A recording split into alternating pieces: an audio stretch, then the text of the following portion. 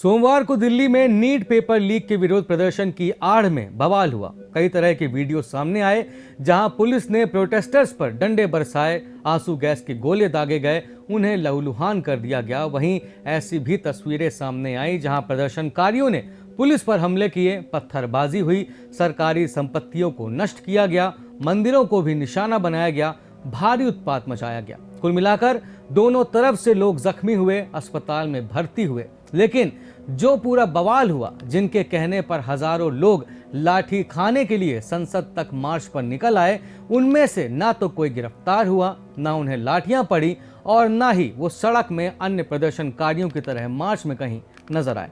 इस मार्च में जब छात्र लाठी खा रहे थे, तब कॉकरोच गैंग के लीडर्स रेस्टोरेंट में बैठकर बर्गर खा रहे थे। सीजेपी के प्रमुख चेहरों में से एक विजेता दाहिया का एक वीडियो खूब वायरल है, जिसमें वह मेट्रो स्टेशन में मौजूद एक रेस्टोरेंट में बर्गर खाते दिखाई दिए। एक सीजेपी सपोर्टर ने उन्हें पकड़ लिया और पूछा कि वहां सब लाठी खा रहे हैं और आप यहाँ घूम रहे हैं। आप मुझे बताइए, सिंपल, आप क्यों नहीं गए? मैं जंतर मंतर पे भी आज क्यों नहीं गया? आप यहाँ क्यों घूम रहे हैं? मुझे ये तो बताइए। वहाँ सब लाठी खा रहे हैं और आप यहाँ घूम रहे हो, हैं? ये कौन सा सपोर्ट कर रहे हो? ये कौन सा सपोर्ट कर रहे हो आप? हैं? बाबा को गाली दे रहे हो, हैं? जब ये वीडियो वायरल हुआ तो विजेता दाहिया ने इसको जस्टिफाई करने के लिए अपने से एक वीडियो अपलोड किया। वो उस वक्त भी बर्गर खा रहे थे और उन्होंने कहा कि मैं क्यों करूं प्रोटेस्ट, मेरी कोई अकाउंटेबिलिटी थोड़ी है। मैंने बर्गर क्यों खाया, आज का ये बड़ा मुद्दा है। तो कोई भी इंसान बर्गर क्यों खाता है? उसे भूख लगी हो, उसका बर्गर खाने का मन हो, दैट्स इट। एनीवेज, मतलब तुम मुझे इतना अकाउंटेबल होल्ड करते हो, मतलब ये कोई नौकरी है क्या, ये प्रोटेस्टर होना? तुमने मुझे इलेक्ट किया है इस पोजीशन के लिए, वो सरकार को अकाउंटेबल ठहराते हैं।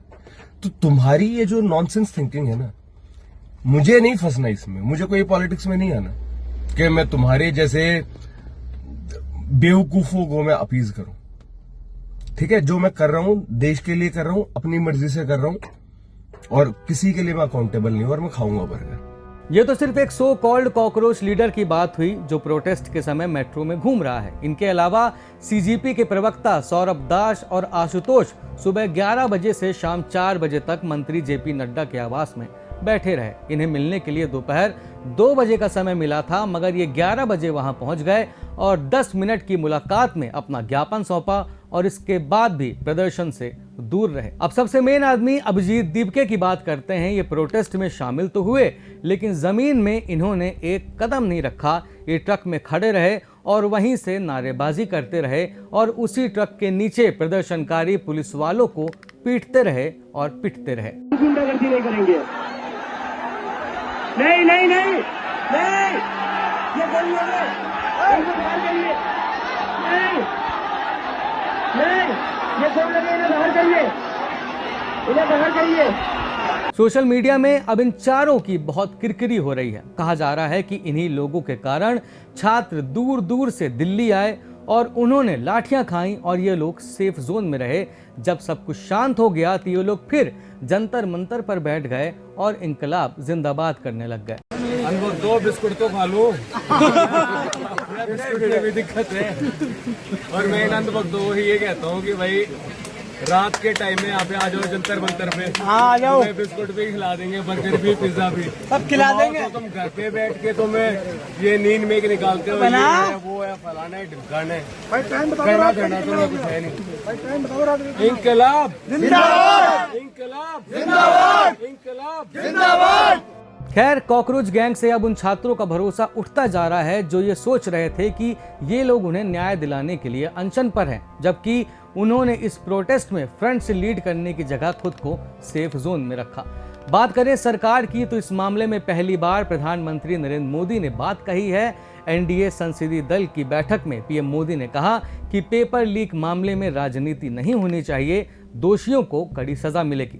केंद्रीय मंत्री किरेन रिजिजू ने कहा कि जो लोग पेपर लीक में शामिल थे उन्हें सख्त से सख्त सजा दी जाएगी। नीट के एग्जाम के बारे में आदरणीय प्रधानमंत्री जी ने कहा है कि जब का खबर आए तुरंत सरकार ने कार्रवाई किया और 13 लोगों को अरेस्ट करके जेल में डाल दिया गया है और साथ साथ जो छात्र हैं, स्टूडेंट्स हैं, उनका भविष्य को नुकसान ना हो, इसलिए री एग्जामिनेशन नीट का प्राथमिकता दिया गया और री एग्जामिनेशन को सक्सेसफुली, सफलतापूर्वक कंडक्ट किया गया और उसका रिजल्ट निकालने में कोई विलंब नहीं किया।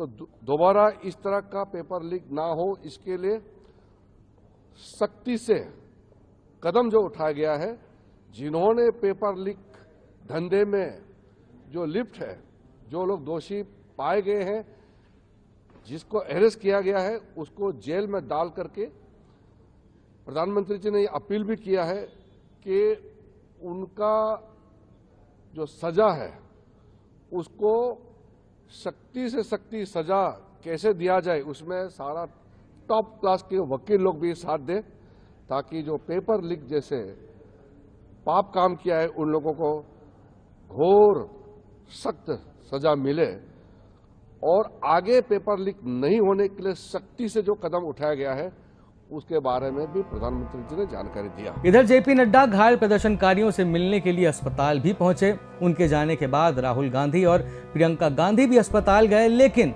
इस घटना में सिर्फ प्रोटेस्टर्स घायल नहीं हुए। डीसीपी आनंद कुमार ने बताया कि 120 पुलिसकर्मी घायल हुए हैं, जिनमें से कई सीनियर ऑफिसर हैं। लगभग 115 से 20 के आसपास पुलिस वालों को चोट लगी है, काफ़ी सीनियर ऑफिसर्स को चोट लगी है और मुझे भी चोट लगी, आप देख सकते हैं। खैर, इस मामले में अब विपक्ष संसद में बहस की मांग कर रहा है। राहुल गांधी ने कहा है कि पीएम मोदी और धर्मेंद्र प्रधान को इस्तीफा दे देना चाहिए। Dharmendra Pradhan he's an intermediary. Absolutely he should resign. But Dharmendra Pradhan hasn't beaten up the students. Home Minister has. He should resign. And Home Minister reports to Prime Minister. He should resign.